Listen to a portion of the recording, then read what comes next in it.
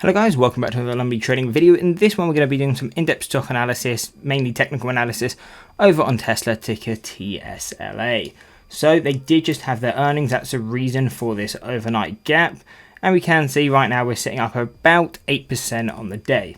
But it does look obviously into the open, we are pulling back a bit. But kind of what happened, what are we looking at, especially going on to the longer term time frame, so the 6 month and the 1 year standard deviation channels, because really this is going to be always our main source of technical analysis. And what was key is kind of where did this stock kind of start to top out.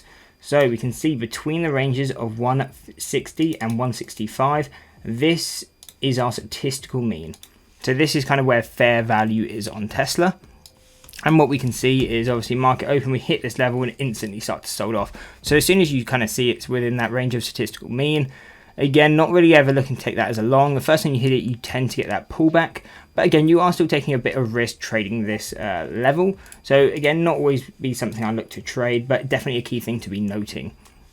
As well, it is always used as a target. So like if we were holding it long now as a long bias trade, I would be getting out today because we have hit that main first target.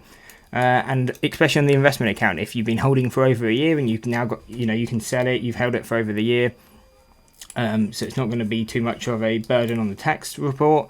Then again, it could be a good opportunity to maybe start selling out at least some of the position. And if we start to pull back down to kind of $110 to $100, then start scaling back into it. So again, it's always going to depend on, are you a trader or are you an investor, because there's different ways to be looking at these levels. But if we do continue up and break higher up, then what are we paying attention to? So really, the main thing I'm paying attention to if we continue higher is kind of 215 and 230. Again, these are our first deviation on both the 6 month and the 1 year. So if we can break above and hold above statistical mean, this would kind of be our target. But again, to me, within the range of statistical mean and really within the range of these first deviations, I never really look to trade stocks because there's just not enough edge for me to do it, and I can usually find a better trading opportunity elsewhere. So we'll quickly note to the downside as well. So 104 is obviously our support as well. So what this really tells me is, for me, how I personally trade, this range is not something I tend to look to trade. But obviously that is a wide range. I know people are going to want to be trading, so it's more what are targets, both short and long, if you are trading it. And again, like we said, 216 is going to be that upside target and 104 going to be that downside target.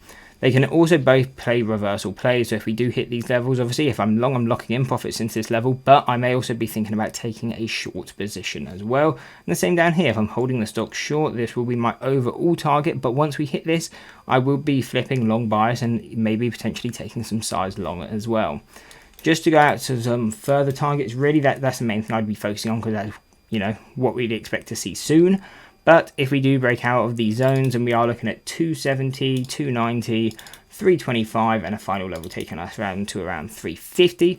And on the support side, we have levels around $48 and $41. Again, don't think that's all that likely to hit, but if we do, again, better to be prepared than not. So really the main thing I'd be focusing on is really just a 104 to 216. Again, if I was holding the stock long now, today would have been that kind of main target where I'd definitely be looking at to close out some size. Anyway, hope you enjoyed the breakdown on Tesla. If you did, why not drop a like and subscribe and check out this analysis video.